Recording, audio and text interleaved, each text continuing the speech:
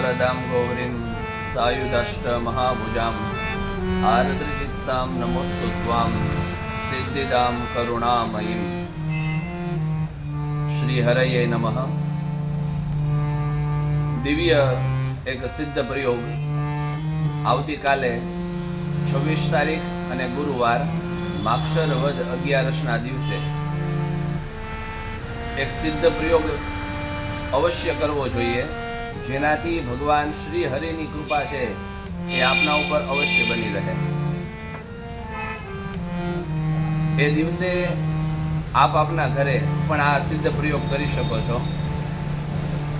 ઘઉંનો લોટ લેવાનો, એની અંદર થોડીક હળદર પધરાવી અને સરસ મજાના દીવડાઓ તૈયાર કરવાના।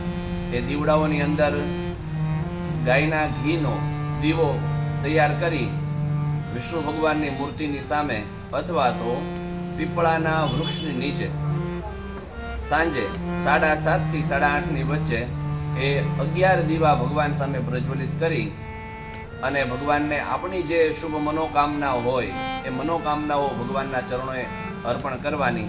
એ સર્વ મનોરથ છે એ ભગવાન પરિપૂર્ણ કરનારા બનશે। આ યોગ છે એ 10 વર્ષે પાછો એકવાર આવી રહ્યો છે કે માક્ષર મહિનાની વદ 11 હોય અને સાથે સાથે ગુરુવારનો સંયોગ જે છે એ બની રહ્યો છે। તો અવશ્ય આ સિદ્ધ પ્રયોગ કરો અને આપણા મન વાંછિત ફલની કામના છે એ આપ સિદ્ધ કરનારા બનજો। અસ્તુ।